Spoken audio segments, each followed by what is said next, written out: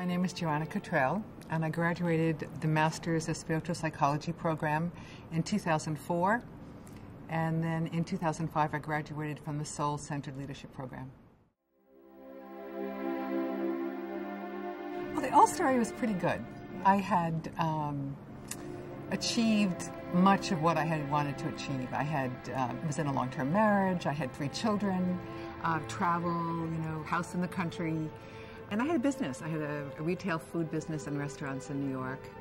Externally, life was really, really, really good. There was a pivotal awareness that I had, and it was we had a house in the Hamptons, and I was reading the local Hamptons, paper. And the woman who owned a home furnishing store, a very upscale furnishing store, was quoted as saying that my store is for people who have everything and want more.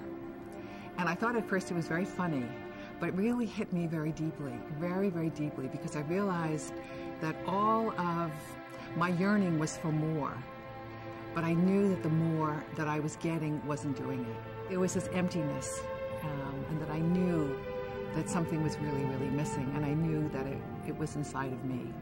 And I was pretty hard on myself then, too, because I felt that there was a lot of judgments against myself. That here I was doing this, and somehow I wasn't getting it right.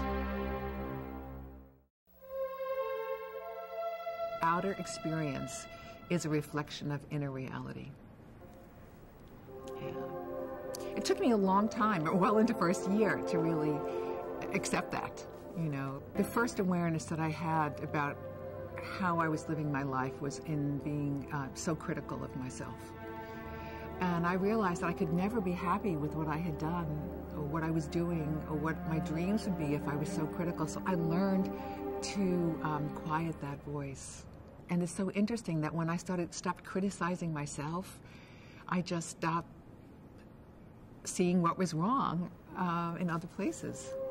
I just became so much more accepting and seeing who people really are, and not as much as what I wasn't getting from them. Anais Nin has a wonderful quote about that. She said, "We don't see things the way they are. We see things the way we are." In the midst of my education here, I knew I wanted to take this work out to the world.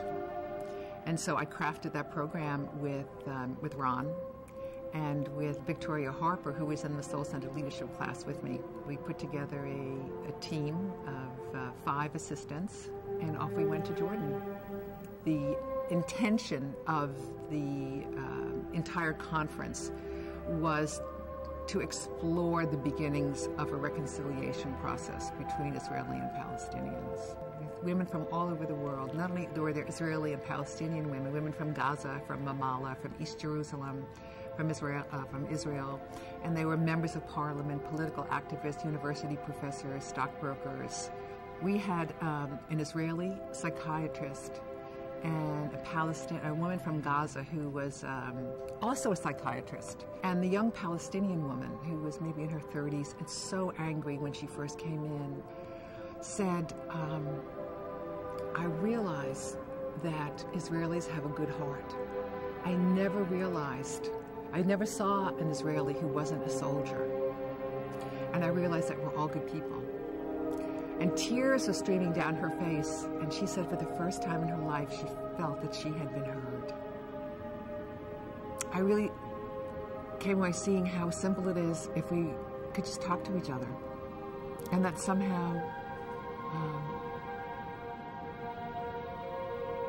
I can contribute to that. I can contribute to that. Skill level doesn't matter, It's just the connection with the intention of seeing each other as divine beings, and the incredible power in that. It's just getting rid of the other stuff, really. It's just getting rid of the other stuff.